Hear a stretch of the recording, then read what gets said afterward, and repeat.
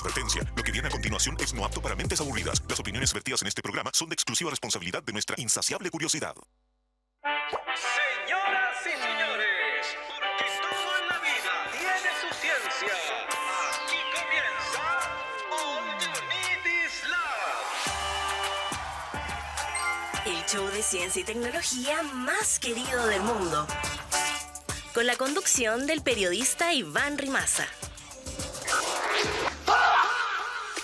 ¿Cómo están? Bienvenidos, bienvenidas a una nueva edición completamente en vivo del Unidis Lab desde el estudio 195 de TV USACH, también completamente en vivo por Radio USACH, la 94.5 FM. Como siempre, nos ves a través de la señal 50.1 de la televisión abierta y nos escuchas a través de la 94.5 de la frecuencia modulada en la región metropolitana. Quédate callado tú, acá el conductor soy yo, y de hecho las coordenadas que te estoy dando tienen que ver justamente con el programa para que los puedas ver desde donde sea, porque si es que estás fuera de Santiago puedes seguirnos también cortesía del cable que tiene Mundo Pacífico y Zapping. En ambos servicios está disponible el canal de TV USACH para que ahí busquen la señal disponible en Mundo Pacífico y también en Zapping, donde te puedes conectar incluso solamente teniendo internet desde cualquier parte del mundo. Sí, completamente en serio, basta con que tengas conexión a internet y puedes ver este programa en vivo, en directo a través de la aplicación de Zapping. Ahora, si es que no te gusta seguir instrucciones y no te gustan los horarios fijos,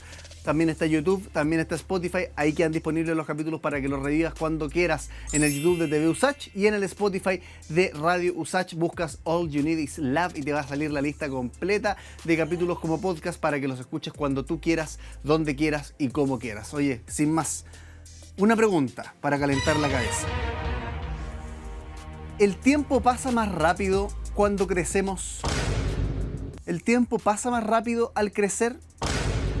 Cuando tenías 8 años, el verano se sentía eterno, pero hoy 2 meses pasan antes de que te des cuenta, ¿cierto? ¿Por qué pasa esto? Bueno, el psicólogo y filósofo William James lo explicó. Cada año de vida representa una fracción proporcionalmente menor del total que has vivido. O sea, a los 10 años, un año es el 10% de toda tu experiencia acumulada, pero a los 50, ese mismo año, esos mismos 12 meses, son apenas el 2% de toda tu vida acumulada. Subjetivamente, entonces, un año empieza a pesar cada vez menos, ocupa menos espacio en el total y por eso se siente más corto.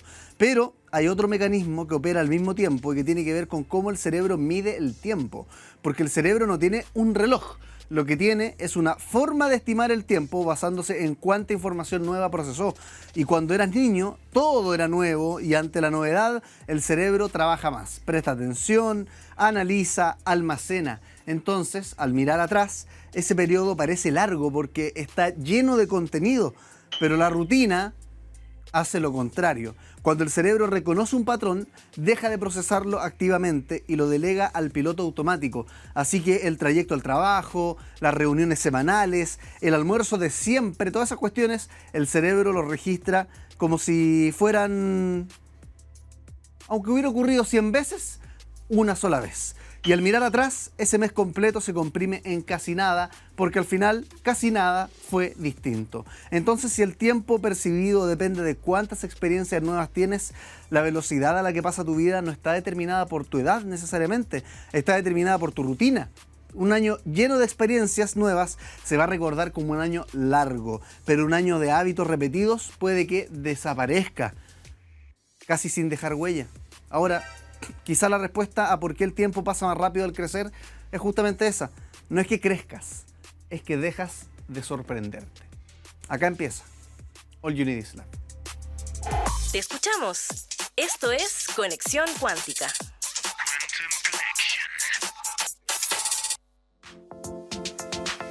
Tenemos redes sociales, @Radio USACH, @TV USACH, @Diario USACH y @USACH Oficial. En cada una de esas coordenadas puedes encontrar nuestros reels donde le damos respuesta a preguntas curiosas como por ejemplo... ¿La marihuana mata neuronas? ¿Los terremotos son predecibles? ¿El botón del semáforo ¿Sirve de algo? Y si quieres saber la respuesta a todas esas preguntas, ándate a nuestras redes sociales, te las repito, @TVUSACH, @RadioUSACH, @USACHOficial y @DiarioUSACH. En cada una de esas coordenadas que puedes encontrar aquí abajito a la derecha en tu pantalla con un código QR, lo escaneas y te vas derecho a nuestras redes sociales para ver estos reels curiosos, como por ejemplo este, mira, ¿quieres revivirlo? El último que subimos, acá está, te lo dejamos.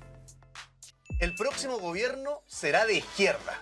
¿Qué dice el experto? Creo que no. Yo creo que va a ser dentro del marco de estas nuevas derechas que han surgido o eventualmente Parisi, Partido de la Gente. ¿Qué es Franco Parisi realmente? ¿Es de centro, es de derecha, es de izquierda? Nosotros en nuestras investigaciones lo hemos denominado un centro excéntrico. No en el sentido de algo loquísimo, sino que en el sentido de que tampoco responde a ese centro clásico que nosotros reconocíamos en nuestro sistema político hace algunas décadas atrás, en la democracia cristiana, en el Partido Radical. Ha descubierto, diría yo, políticamente a un grupo distinto, lo que el propio Franco Parisi denomina la clase media emergente, que nació en las relaciones de mercado, que no conoce otro tipo de sociedad, que no conoce otra forma de relación, que por tanto es un cliente que demanda, que tiene un foco muy fuerte en el autoemprendimiento, que tiene una relación también muy instrumental con las instituciones sociales, de manera tal que esas instituciones sociales funcionen, para que cuando yo caiga, esas instituciones me respaldan, porque si no me respaldan, entonces yo retrocedo una década en todo el avance que he hecho en mis proyectos de vida.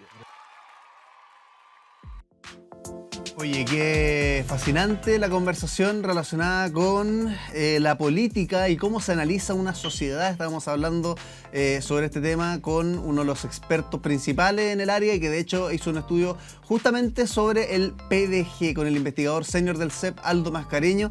Es fascinante la conversación porque cómo el estudio de la sociedad nos permite predecir comportamientos es algo que parece propio del tarotismo o de la medium, pero no, son las ciencias sociales completamente en acción. Oye, leamos los comentarios que nos dejaron, a ver qué es lo que nos dijeron. @CristianAndre dice, lo más importante, saber elegir diputados y senadores. Vote por alguien que realmente nos represente, dice. No vote por alguien que solo vela por el interés de los ricos. @Pérez Gamboan también nos comenta, dice, después del actual gobierno, el pueblo no querrá saber nada que tenga que ver con la derecha, dice Pérez Gamboan. ¿Quién más comenta? @Evaristo_Mago. No me parece una persona confiable Parisi, dice, y además es facho y pillo. Yo votaría de nuevo por Jara. Ella ha trabajado en buenos proyectos sociales y me parece muy correcta. Cristian André, Pérez Gamboan, Evaristo Mago, muchas gracias por comentar, por ser parte de esta comunidad de las ciencias y el conocimiento. Nosotros seguimos con más All You Need Is Love. Y ahora, ¿quién podrá explicarnos? Vamos a hablar sobre ciencia y arte. ¿Cómo se cruza el arte con la ciencia? ¿Puede tener la ciencia algo en común con el arte? ¿Son tan distintos realmente como creemos? ¿O tienen ahí cositas en común? Bueno, lo vamos a hablar con Andro Montoya. Él es doctor en biología y artista visual de graffiti y murales. Andro, te damos un aplauso. Gracias por estar acá en el programa. ¿Cómo te va? Hola, muchas gracias. Bien. Contento de estar acá, de poder participar a lo que me invitaron, así que... Buenísimo. Agradecido también de poder contar un poco de esto. Oye, para la gente que no te conoce, tú eres doctor en biología, como dije, artista visual también de graffiti y murales, pero ¿qué vino primero en tu carrera? ¿La ciencia o el graffiti? Buena pregunta. El graffiti posterior. Ya. Pero creo que lo artístico y el dibujo fue de pequeño. Ya. Sí, como mi mentor es el profesor Rosa. Sí, arte, ciencia, old school. Sí. ¿Verdad? Sí. Oye, ¿y cómo terminaste entonces el doctorado? ¿Y en qué momento dijiste, puedo esto transformarlo o agregarle una capa artística? La verdad es que cuando pequeño yo disfrutaba de los murales que veía en mi población. Yo soy de Pedro de Gracerda. Y mis padres junto a sus amigos pintaban murales en esos tiempos de los fines de los 80, principios de los 90. Y me llamaba mucho la atención, pero no eran tanto este corte político que se veía mucho en ese tiempo, sino que era mucho más artístico. Ya. Y desde ahí que nació mi deseo de básicamente de embellecer el barrio, embellecer mi entorno. Y saliendo de la carrera de Ingeniería en Biotecnología, que fue lo que estudié en el pregrado, me junté con amigos, con los que eran amigos de muy pequeño, y decidimos pintar murales.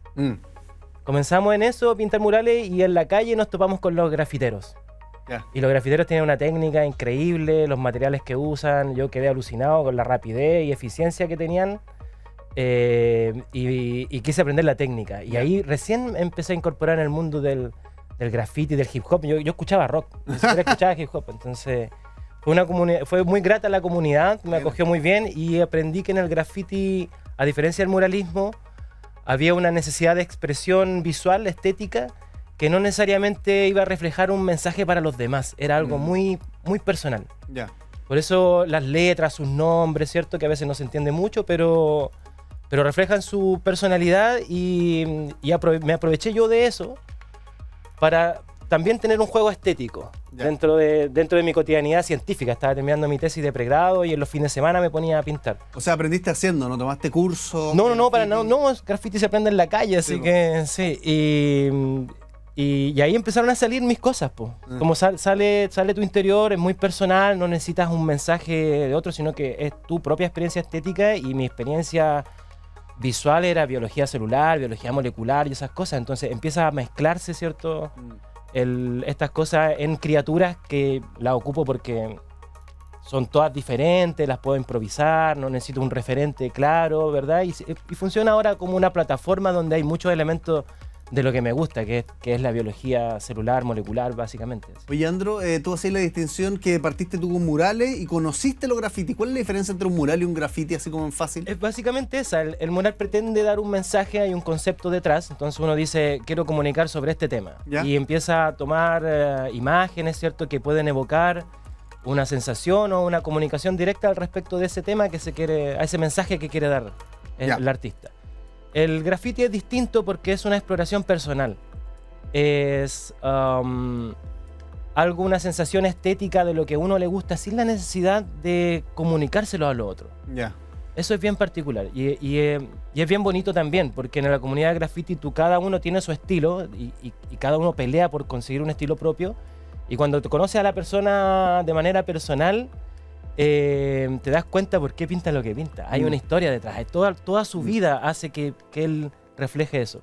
En cambio, esa misma persona que pinta su graffiti, en un momento le dicen, oye, tenemos un trabajo y tienes que hablar sobre, qué sé yo, salud mental, por ejemplo, y podría él empezar a buscar imagen y hacer un mural sobre salud mental. Yeah. Quizás se le pierda un poco su propio estilo personal en ese trayecto. Pero eso es el balance un poco. Oye, de hecho, ahí estamos viendo parte de tu trabajo. Tú trabajás con algunos criaturas que le llamáis los neurorobots, ¿no?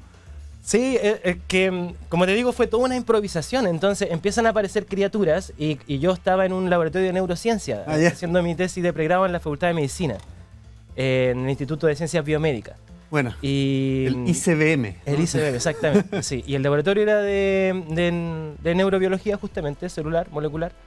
Y esto era lo que estaba aprendiendo. Entonces empiezan a aparecer estas criaturas justamente en este lugar, en la pizarra del laboratorio, ¿cierto?, donde había que anotar los materiales que teníamos que comprar para los experimentos. Yo ahí trabajando hasta más tarde me pongo a dibujar cosas y aparecen estas criaturas que quizás aparece una por ahí que son básicamente como un cuerpo, ¿cierto? Claro. Un core con algunos tentáculos o patitas que interactúan con el ambiente. Y de hecho hay alguna ahí que le hacís como un zoom a la anatomía. Claro, eso ya es la evolución. Como te digo, las neurorobots eran porque eran como células nomás chiquititas, eran como robots y células, pero con la ahí medida eso que es como un libro de biología, de anatomía. El típico zoom que le hacen como para entender mejor. Ya un poco lo que vamos a hacer acá en la invitación que le hicieron al Neurofest. Buena. Que como te digo, en un principio no había mucha técnica, entonces no podía invocar, como les digo yo, a las criaturas, porque no le hago bocetos, se improvisa ahí mismo.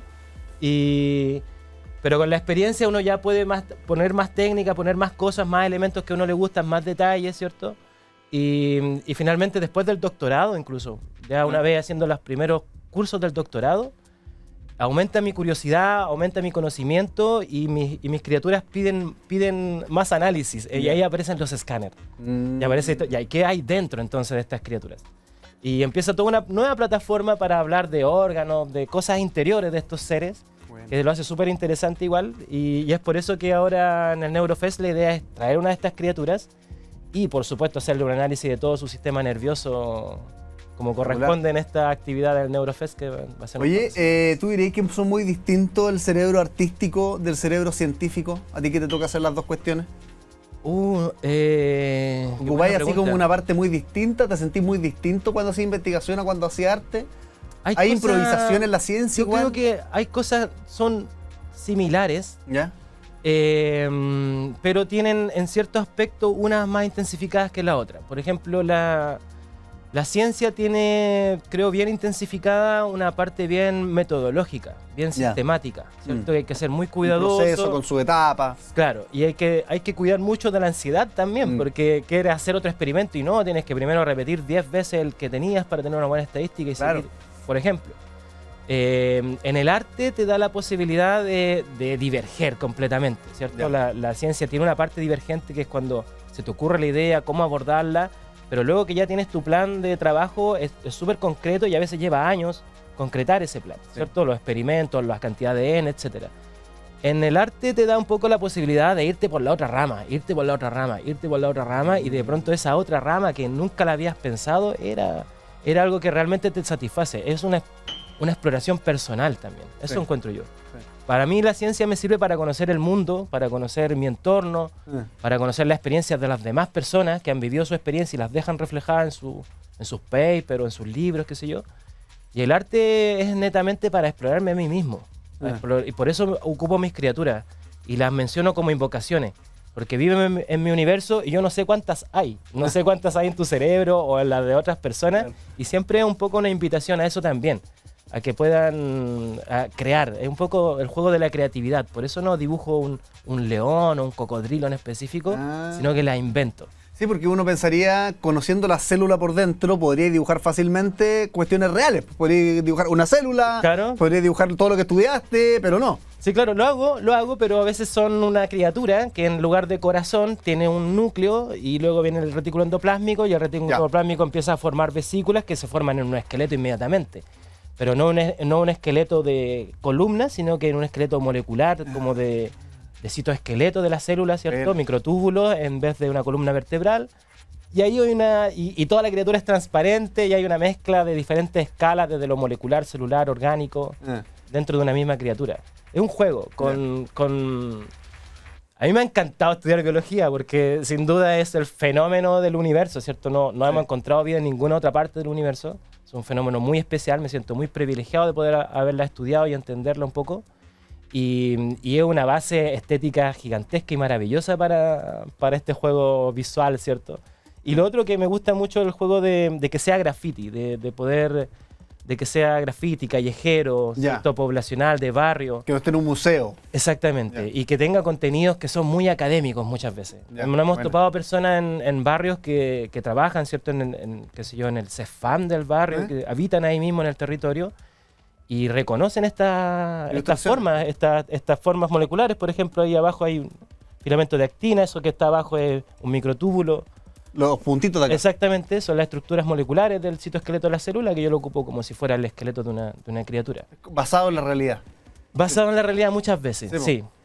Hay otras cosas, sobre todo lo celular y lo molecular está muy pegado a la realidad, porque ya es muy loco como para inventar algo nuevo. Si te fijas, hay una columna. Por supuesto, sí. Y a ese microtúbulo también, te fijas, en vez de columna vertebral. ¿Qué son los microtúbulos? Los microtúbulos son uno de los elementos del citoesqueleto de la célula. La célula tiene esqueleto y por eso tiene formas. Y sobre todo se ve muy bien en las células animales que se deforman, ¿verdad? Y pueden moverse, como los linfocitos del sistema inmune. Eso lo hacen gracias a un esqueleto que tienen, pero es un esqueleto a diferencia del nuestro, que es óseo y rígido. El de las células es dinámico. Se arma y se desarma a voluntad de las necesidades de la célula. Y es por eso que la célula puede tomar forma alargada y luego achicarse, y luego estirar una patita. Y todas esas patitas que estira y todo eso es gracias a los microtúbulos, a los filamentos de actina y otros componentes que le dan forma a la célula por dentro. Qué buena. Oye, Andro, te habrás dado cuenta, tenemos preguntas fascinantes en este programa, pero también tenemos juegos. Como por ejemplo... ¡La pecera! Y mira, acá está la pecera. ¿De qué se trata esta pecera? No hay que asustarse porque cada uno de los papelitos se corresponde con una frase que la gente puede pensar o decir sobre el arte, el graffiti, la ciencia. Entonces la idea es que yo saque uno de estos papelitos, lo diga a la cámara y si es que lo que digo te parece que es cierto o apropiado, tú lo confirmas y desarrollas una respuesta. Y si lo que digo te parece que es una tontera o está equivocado, lo desmientes y desarrollas también una respuesta. Es como el verdadero y falso en el colegio, hay que justificar la respuesta, ¿te parece? Sí. Ya, pues saquemos un papelito entonces de la pecera mientras conversamos con Andro Montoya, doctor en biología, artista visual también de graffiti y murales. A ver qué es lo que nos dice la pecera, porque estamos hablando justamente sobre arte y ciencia. ¿Qué nos dirá la pecera?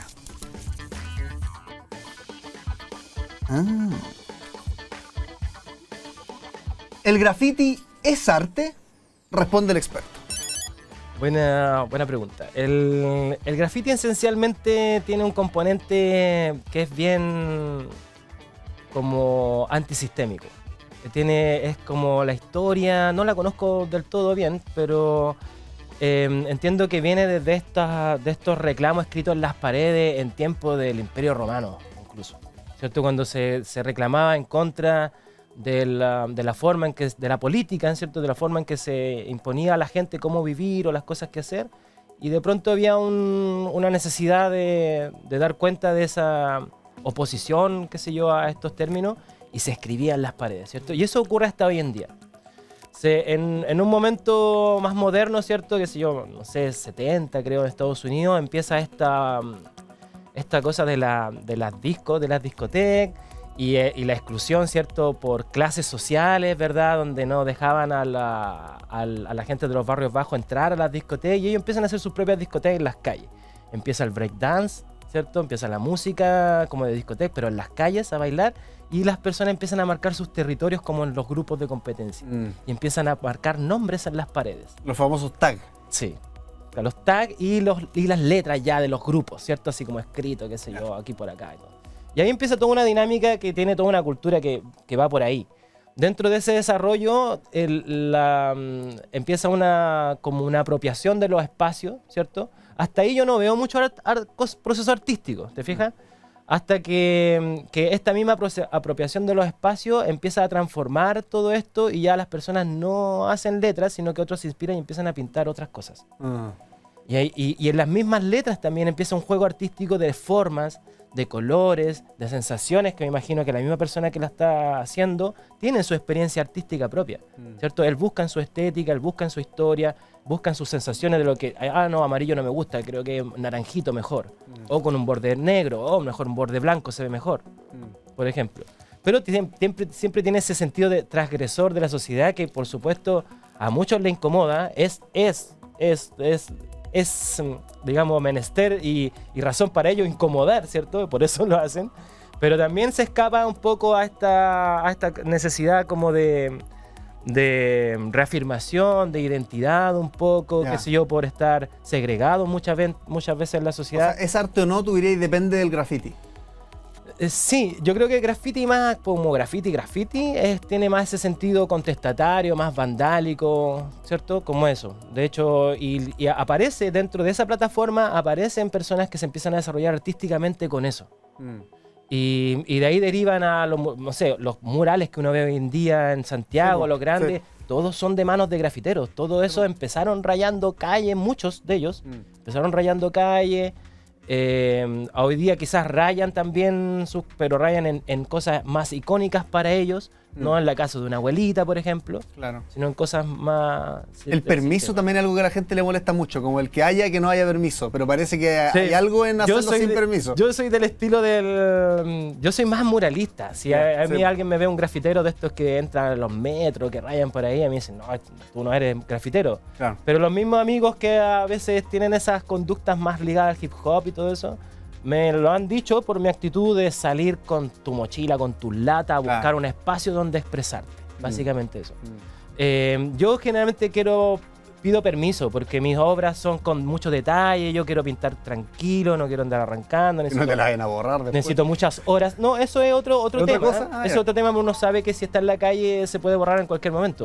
Generalmente ¿Te ha pasado? Incluso. Sí, cosas comerciales son más enemigos de uno, cosas así más... El grafitero entre la comunidad se respeta mucho. Pero es básicamente eso, que es una mezcla, o sea, ha evolucionado, nació como eso desde el tiempo antiguo, y hoy en día es una apropiación de los espacios para embellecerlos básicamente en la parte artística, lo digo yo. Hoy te toca explicar también tus murales cuando los presentás y la gente aprende de ciencia, veía en las caras de las personas como wow. Hay murales que son súper explícitos. Yo he pintado murales en hospitales, en centros de salud. Cuando lo inauguran ahí la gente hace preguntas. Claro. Sí, claro. O sea, hay unos que son súper explícitos. Lo que pasa es que empecé yo todo con esto, pero mira, por ejemplo, hay unas imágenes, no sé si se están viendo de pronto por ahí. ¿Sí? Hay algunas cosas que yo hago para las sociedades científicas, por ejemplo, para sus afiches de sus congresos. o a veces en su evento, en los congresos, yo voy y pinto en vivo elementos obviamente de neurociencia, de inmunología o de lo que corresponde. Ahí son súper explícitos y nosotros le colocamos a veces un QR o una realidad, jugamos con la realidad aumentada para que la persona pueda acceder a más información si lo requiere. Pero otros grafitis como de las criaturas, por ejemplo, con los escáneres, muchas veces sí, me toca explicarlo ahí en el in situ, ¿cierto? Y es una apuesta igual con la que vengo ahora al Neurofest, no vengo con un mural de ciencia específicamente, que podría serlo, uno de cómo es la neurona, entonces hago clases de eso en la universidad. Pero esta es la invitación justamente de mostrar esto de las criaturas que son inventadas, que yo las invento, que el niño que viene, la persona, tú o cualquiera puede inventarlas. Y puede jugar con sus conocimientos científicos dentro de estas mismas criaturas. Pues pasemos el dato porque va a ser el 4 y el 5 de septiembre el Neurofest. Tú entiendo que va a estar el 5, el sábado, ¿no? O el viernes. De hecho, creo que voy a estar pintando de antes. Desde antes, ya. Pero viernes y sábado, ¿de qué se va a tratar la actividad? La actividad que vamos a tener nosotros, vengo con unos amigos, que es una iniciativa de microscopía para toda la gente, que se llama Micromundo. La creó uno de quien fue mi compañero de doctorado y desde ahí que hacemos algunas cosas juntos. Voy a pintar una de estas criaturas, vamos a invocar una criatura. Siempre las criaturas son quiméricas, ¿cierto? Tienen como patas de insecto, cola de lagarto, una mezcla. Aquí creo que tengo unas que son como icónicas que quiero incorporar, que van a ver partes seguro de esas criaturas, que es como las sepias. ¿Conoces a las sepias? No. Las jibias. Ya, sí. Tenemos los pulpos, los calamares y las jibias. ¿Ya? Los jibias son como unos calamares, pero más chiquititos, más gorditos, que son muy famosos porque los estudios del axón gigante de la jibia, el modelo de estudio del axón gigante de la jibia se instauró acá en Chile, en Montemar, en Valparaíso, por el doctor Mario Luxoro, Premio Nacional de Ciencia. Sí. Y la investigación en ese axón gigante de la jibia dieron cuenta de cómo funcionaba el impulso nervioso, los canales de sodio, los canales de potasio, cómo entran. Claro, es algo venían que de Chile todo el mundo a estudiar acá, exacto. Exactamente. Entonces, obviamente la criatura va a tener algo de jibia, tiene que tener algo de jibia.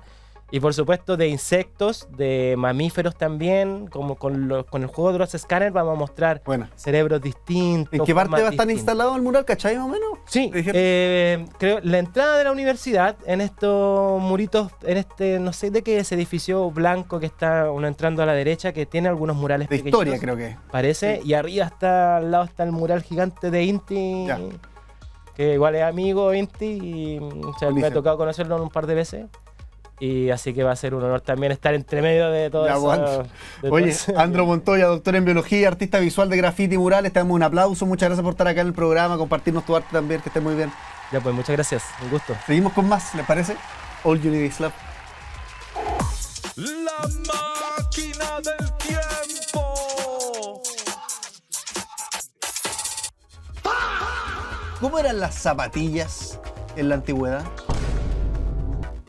¿Cómo eran las zapatillas en la antigüedad? Aunque las zapatillas deportivas todavía no existían, las antiguas civilizaciones desarrollaron distintos tipos de calzado para proteger los pies del suelo, el calor, el frío y las largas caminatas. Los primeros modelos eran sandalias, zapatos cerrados y botas fabricadas con cuero, fibras vegetales, lana o tejidos. De hecho, en Egipto, Grecia y Roma, los zapateros cortaban el cuero según la forma del pie y unían las piezas con costuras, con remaches o tiras. Los antiguos griegos, de hecho, utilizaban diferentes modelos según la actividad. Las sandalias, ahí música de chala, eran comunes en la vida cotidiana, mientras que las endromides, parecidas a unas botas, eran utilizadas por cazadores y jinetes. También existían las crepides, un tipo de calzado más cerrado que protegía una mayor parte del pie. La información sobre estos modelos proviene de restos arqueológicos, textos, esculturas, relieves y pinturas en vasijas. Avanzó el tiempo y durante la Edad Media el calzado continuó fabricándose principalmente con cuero, aunque también se utilizaron lana, fieltro y fibras vegetales. Se hicieron populares en la Edad Media los zapatos cerrados, las botas y las polans, que se caracterizaban por sus largas puntas. La forma del calzado, de hecho, en esa época dependía del clima, el oficio y la posición social de quien lo utilizaba. Muy distinto a lo que estamos viendo ahí en las pantallas de Usach, zapatillas blancas, sintéticas, modernas. En esa época los campesinos y trabajadores necesitaban zapatos resistentes, mientras que las clases altas podían usar modelos más elaborados con colores, bordados y adornos. Sin embargo, estos calzados solían ser rígidos, pesados y poco cómodos, ya que todavía no existían materiales elásticos ni tecnologías capaces de amortiguar la pisada. Siguió avanzando el tiempo y hoy las zapatillas se fabrican con materiales como cuero, malla textil, poliéster, caucho, espuma y componentes sintéticos. Incorporan tecnologías diseñadas para entregar amortiguación, estabilidad, flexibilidad, ventilación, y existen modelos especiales para correr, para jugar fútbol, para el básquetbol, para senderismo, entrenar,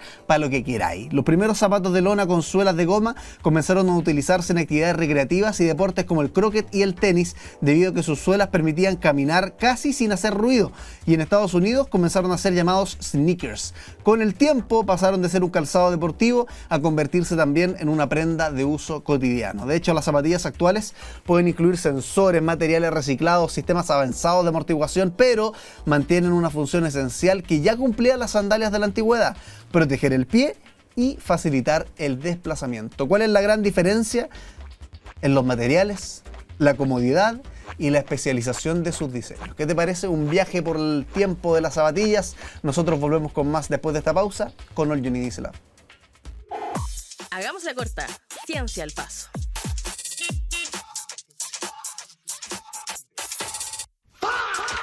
¡Seguimos con más!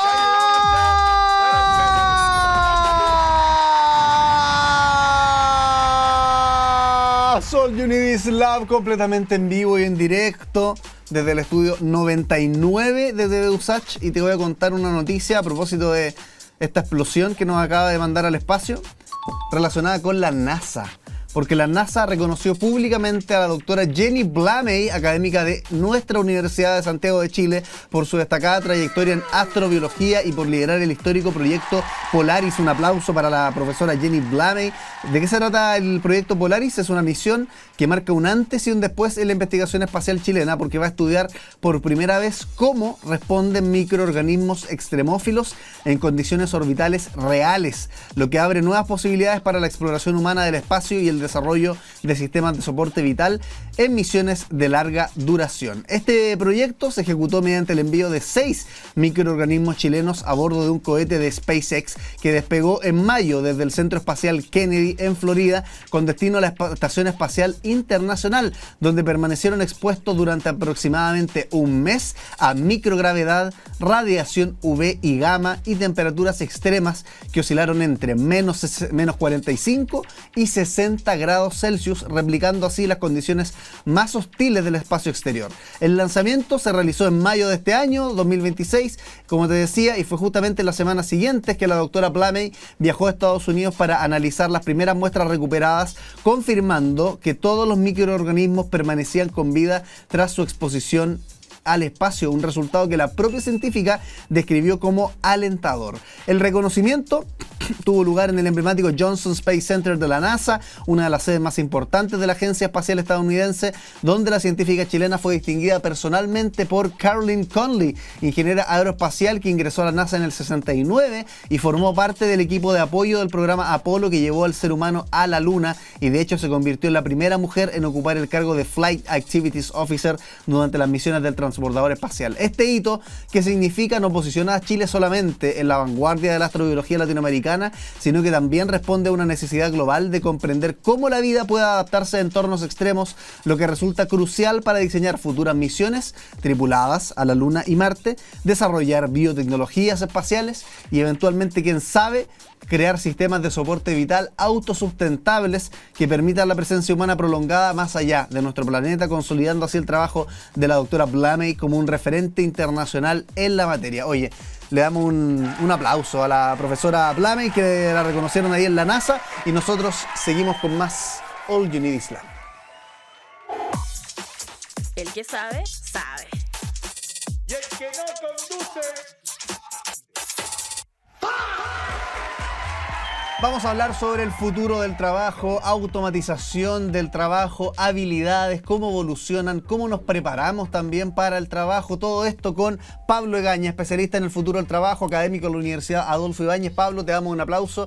Gracias por estar acá en el programa. ¿Cómo te va? Hola Iván, ¿cómo estás? Muchas gracias por la invitación a ti y al equipo. Estamos aquí contentos por la invitación. Oye, Pablo, antes de hablar del futuro, hablemos del presente. ¿Cuántos trabajos ya han desaparecido recientemente? Porque uno siempre se pregunta qué trabajos van a desaparecer, qué trabajos se van a modificar en 10, 20 años más, pero entiendo que en el presente ya ha sufrido modificaciones el mercado laboral producto de la automatización, ¿cierto? Sí, muy buena pregunta, Iván. Mira, hay un tema que creo que me gustaría destacar antes de darte un poco esa respuesta, que tiene que ver con las condiciones típicas de un país como Chile, o la economía en desarrollo, los mercados laborales ya son bastante más débiles y muchas veces carecen de los amortiguadores que sí experimentan las economías más desarrolladas. ¿Ya? Y estamos hablando, por ejemplo, del nivel de informalidad, que es alto, una protección social que es débil, una formación continua o de reentrenamiento, ¿cierto?, en el trabajo, que también es escasa y a veces no alcanza la calidad deseada, y además una estructura productiva basada en MIPYMES, ¿cierto?, en micro y pequeñas empresas que concentran una gran proporción del empleo, pero no necesariamente de la productividad y el valor agregado. Si a esto le sumamos las desigualdades que ya existen a nivel territorial y de género, al final lo que observamos es que la situación presente no es la más óptima para lo que se nos viene, y no es que el futuro del trabajo venga a llegar a inventar muchas cosas nuevas o va a sorprendernos, sino más bien cosas que ya estamos viendo se van a venir a acrecentar, ¿cierto? Desigualdades que ya estamos observando se van a acrecentar, la informalidad que ya es alta va a aumentar. Es un poco lo que podemos predecir. Nosotros hicimos un estudio con, ya para responder tu pregunta más específica, hicimos un estudio con Alejandro Mico, que es colega mío de la Universidad de Chile, y lo que observamos que es, por ejemplo, para el COVID, había muchas, ¿cierto? Nos llegó el COVID, nos dejó a todos encerrados en nuestras casas, y lo que uno sí podía un poco estimar, y después lo fuimos a ver a los datos, era en las ocupaciones y en los sectores donde era más difícil trabajar desde la casa, ¿ya? Y por otro lado, donde ya los riesgos de automatización y la tecnología disponible ya era más alta, uno podría pensar que esos efectos podían ser un poco moderados por estas dos variables, ¿ya? Entonces, en sectores, por ejemplo, con baja capacidad de trabajo remoto y alta tecnología disponible, ya por ejemplo como agricultura, algunos sectores de servicios, en fin, uno iba a observar que iba a haber más automatización en estos sectores. Y efectivamente lo que nosotros estimamos es que después de la pandemia, ¿cierto?, todos observamos que cayó el Producto Interno Bruto de Chile bastante fuerte y después se recuperó, de hecho, bastante rápido, ¿sí?, en menos de un año. El empleo todavía, ¿cierto?, no se logra recuperar, ¿ya? Si uno saca la tasa, que es la típica estadística que usa el profesor David Bravo de la Universidad Católica, ahí lo que uno observa es que todavía, si uno usa la tasa de participación laboral de antes de la pandemia y un poco la multiplica por la fuerza laboral actual, todavía faltan empleos, ¿ya? Entonces nosotros lo que estimamos en ese estudio es que más o menos un 1% del desempleo que observamos hoy fue producto de esta como adopción tecnológica, ¿cierto? Por la pandemia, empujado un poco por la necesidad de las empresas y todo de seguir funcionando, con las restricciones que habían de movimiento, de cercanía, ¿cierto? Otra variable importante que usamos en ese estudio es tipos de trabajo donde uno estaba muy cerca, ¿cierto?, de otras personas, claramente eran los que iban a ser más difíciles de retomar en el corto plazo, ¿ya? Entonces, sí, uno podría decir que estos efectos ya se están observando en el mercado laboral. Nosotros estimamos que más o menos el 1% de un poco de la tasa de desempleo que uno observa hoy viene de este efecto que fue más bien como permanente de adopción tecnológica por la pandemia. Oye, Pablo, ¿y por qué la automatización y la tecnología podría aumentar, como tú dijiste, la informalidad, por ejemplo? Todos estos efectos que parecen ser más negativos, porque uno piensa en la tecnología y uno dice, chuta, qué rico, nos viene a ayudar, y de hecho, la inteligencia artificial reemplaza muchas veces, más que profesiones completas o a personas, reemplaza tareas, ¿no? Reemplaza ciertas cuestiones puntuales. ¿Por qué vemos de todas formas estos efectos negativos, como por ejemplo mayor informalidad, etcétera, todo lo que tú dijiste en la pandemia? Claro, lo que nosotros observamos es que, como bien tú dices, las ocupaciones enteras lo más probable es que no sean automatizadas, ¿cierto? Lo que se va automatizando son ciertas tareas de estas ocupaciones, y en la medida que un gran porcentaje de estas tareas en las ocupaciones empiezan a ser automatizadas, eso se empieza como a reconfigurar. Entonces estamos observando una reconfiguración del trabajo y de la organización del trabajo dentro de las instituciones, dentro de las empresas. Ya eso es como un punto importante.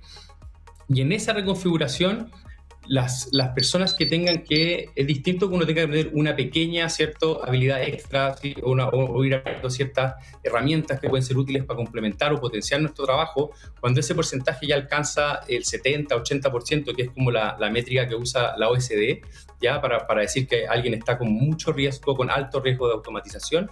Ahí la reconversión es más compleja, ¿ya? Y ahí muchas veces lo que se necesita es un proceso de reeducación, de reentrenamiento, se dice también, que toma tiempo, toma recursos, toma ciertas capacidades que no tenemos instaladas, ¿ya? Entonces, al final, muchas de esas personas, en vez de pasar por estos procesos de recapacitación y volver a enchufarse en el mercado laboral, quedan al final un poco teniendo que autoemplearse, buscando una forma de generar ingresos que muchas veces termina siendo informal, y uno observa que aumenta la informalidad. Ese es como el canal que nosotros vemos más como viable. Oye, Pablo, ¿y hay sesgos de género en esta cuestión? Hay una publicación que yo vi tuya, que firmaste con otra gente, donde se habla, no sé si lo entendí bien, pero de que afectaría la automatización, no sé si más o distinto, pero a las mujeres versus los hombres. ¿Cómo funciona esto? Sí, eso es una dimensión bien importante, un poco la introducción que te hacía al comienzo, de que muchas desigualdades que ya observamos en el mercado laboral se pueden tender a acrecentar, ¿ya?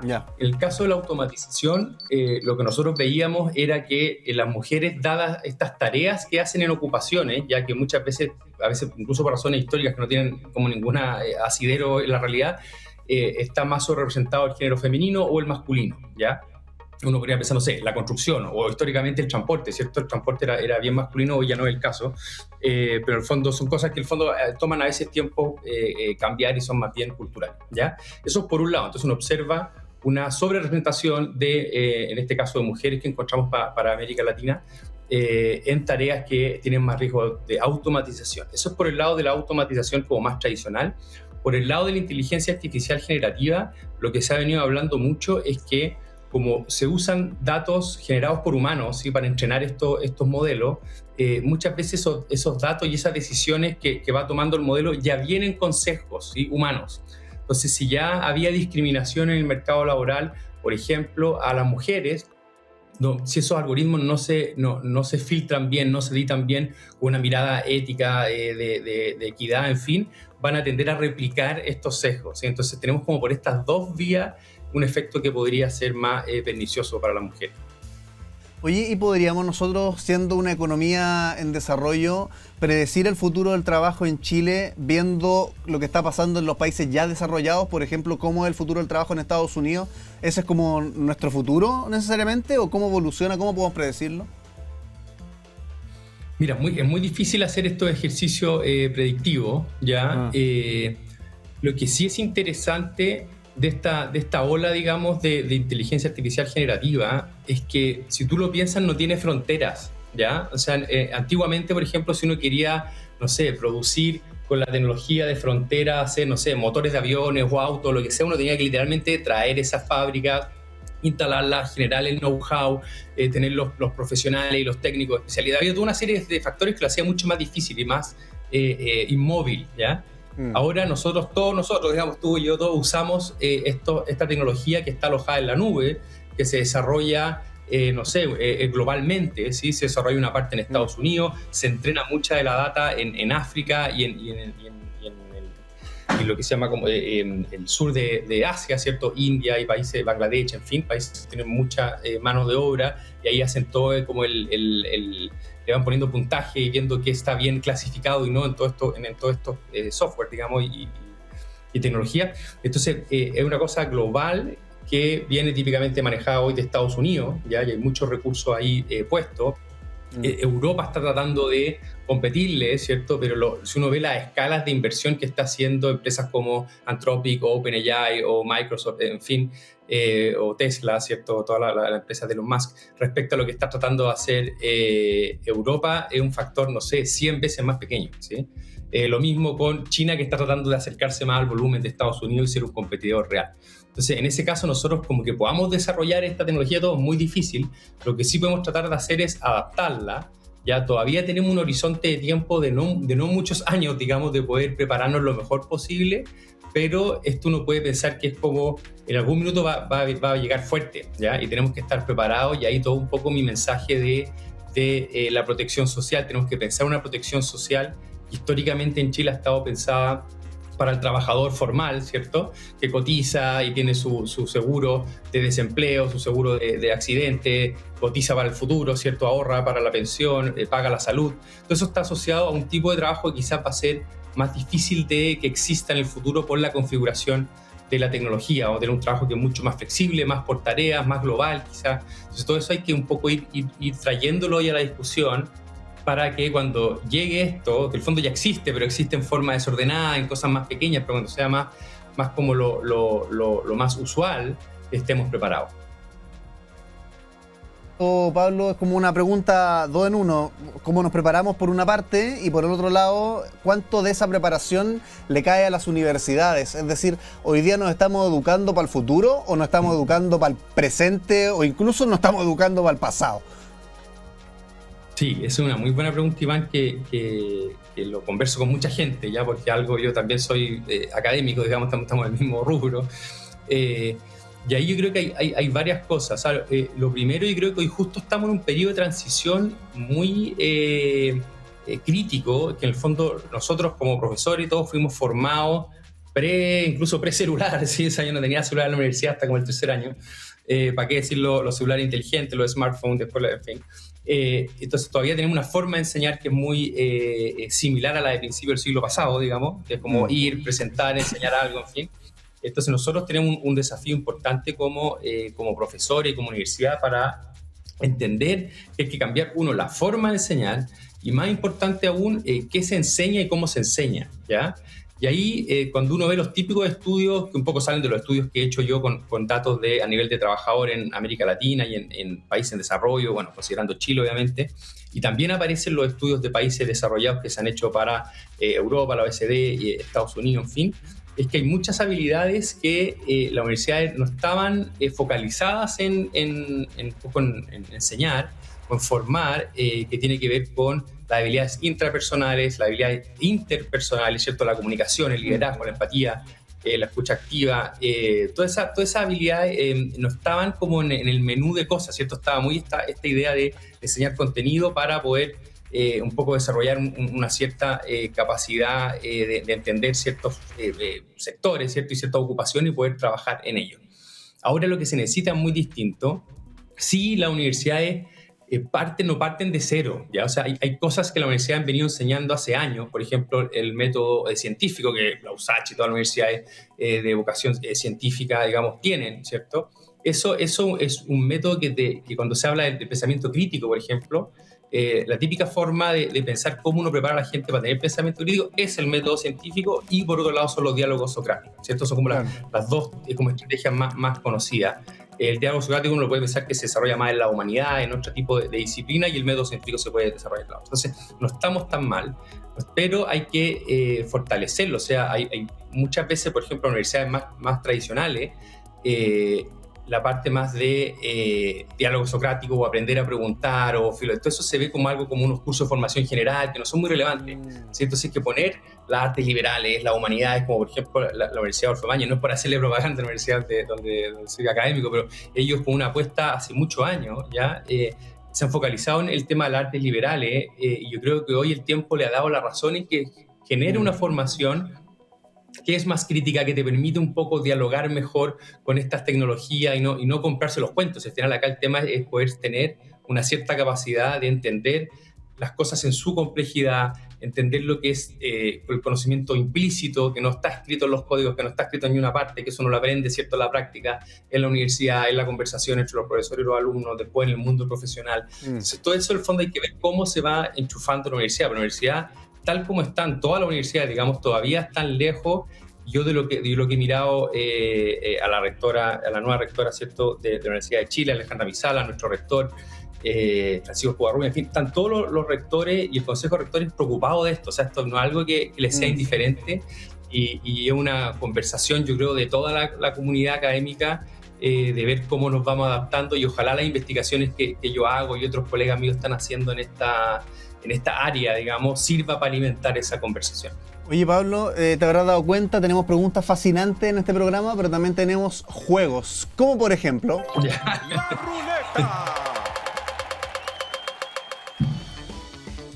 ¿Y de qué se trata esta ruleta? No hay que asustarse porque cada uno de los colores que hay en esta ruleta se corresponde con una pregunta que la gente se puede hacer en la calle o en las redes sociales relacionada con el futuro del trabajo. Entonces la idea es que yo gire esta ruleta y según el color en el que caiga voy a hacer la pregunta a la cámara y tú la tienes que responder lo mejor que puedas en extenso. ¿Te parece que giremos la ruleta?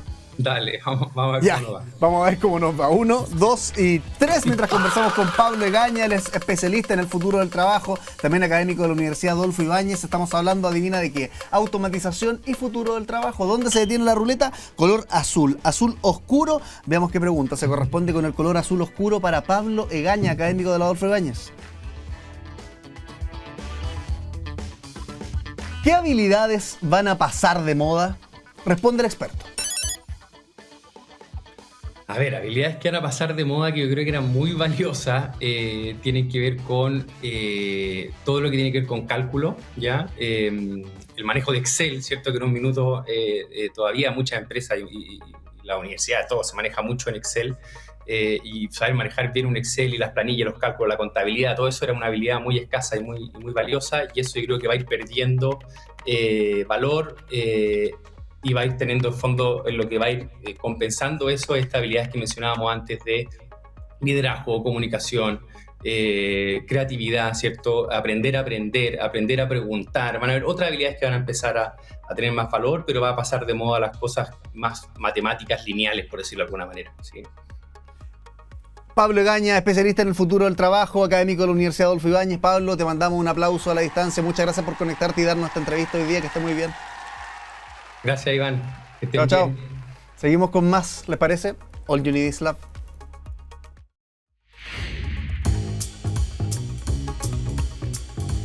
Ay, que hablamos cosas hoy día. Por ejemplo, partimos haciéndonos la siguiente pregunta. ¿El tiempo pasa más rápido al crecer? ¿Sí o no?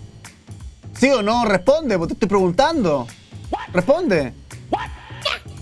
Ya, no pasa más rápido al crecer, ya. Entonces seguimos. ¿Qué es lo que vimos en la primera mitad del programa? Hablamos con Andro Montoya, doctor en biología y artista visual de grafitis y murales, para conocer cómo la ciencia se cruza con el arte, cómo un científico que está en el laboratorio y con su doctorado también hace grafitis y murales. Fascinante conversación, la puedes revivir como siempre en el YouTube o en el Spotify de Radio USACH o TV USACH. Y también hablábamos recién sobre el futuro del trabajo, qué es lo que va a pasar los próximos años con las profesiones, cuáles habilidades van a pasar de moda, cuáles están más in, cuáles van a estar más out. De todo eso y mucho más te puedes enterar, como siempre, de lunes a viernes, de 11 de la mañana al mediodía, en cada uno de nuestros programas que hacemos con tanto amor para ti y para todos los que no nos escuchan. Recomiéndales que se sintonicen a TV USACH y a Radio USACH completamente en vivo y en directo, de lunes a viernes de 11 al mediodía. Nosotros seguimos con más después de esto. Y nos encontramos, bla, bla, bla, bla, bla, estoy todo enredado, y nos encontramos una nueva edición de All You Need Is Love. Que estés bien. Chao, chao.